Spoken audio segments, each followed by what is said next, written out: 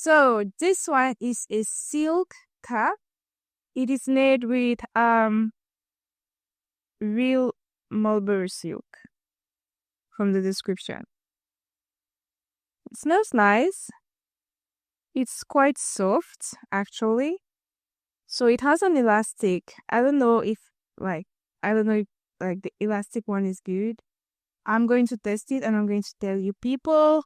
So it's really like to keep my hair, you know, you're always supposed to have like a satin cap or silk cap.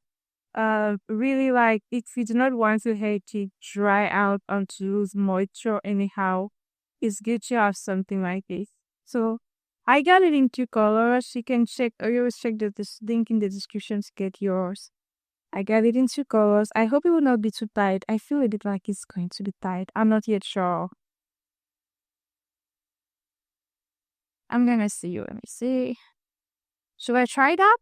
Let me try it out.